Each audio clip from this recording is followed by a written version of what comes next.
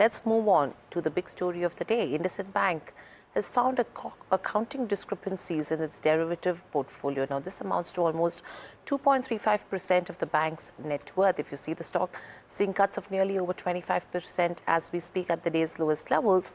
My colleague Vishwanath Nair joins us to tell us more about what has happened, why it has happened, and how does it impact. Vishy, over to you.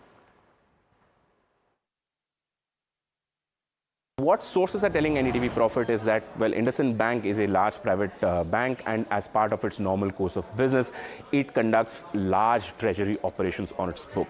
Now, according to Q3 disclosures by the bank, the cumulative notional value of derivative contracts, foreign exchange contracts, and well as options adds up to about 15 lakh crore. Now, remember that this is only a notional value.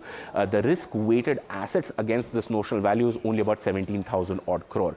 Essentially, what the bank has said is that the size of the discrepancy that was found and the size of the trading book that it holds is not comparable at all, and the discrepancies are actually very, very small. And this is probably why the bank was not able to detect these discrepancies sooner than it did in October of 2024.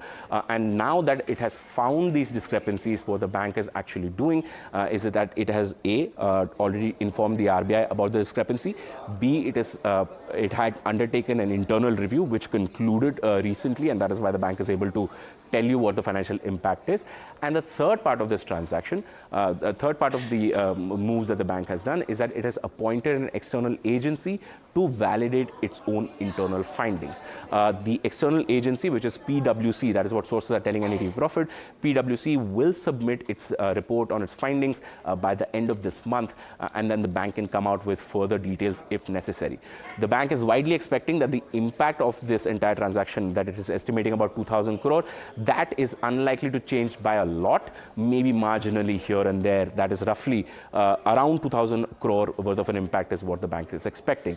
Because of this, Q4 is likely going to be a very bad quarter for IndusInd Bank, and the bank is expected to report a net loss. That is what analysts are estimating at this point in time.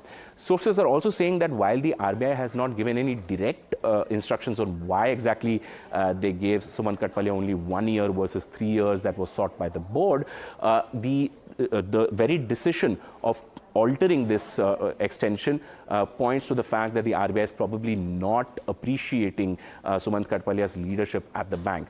And now it's up to the board to decide whether they need to look at any external candidates or internal candidates as potential successors for Sumant Katpalia at IndusInd Bank.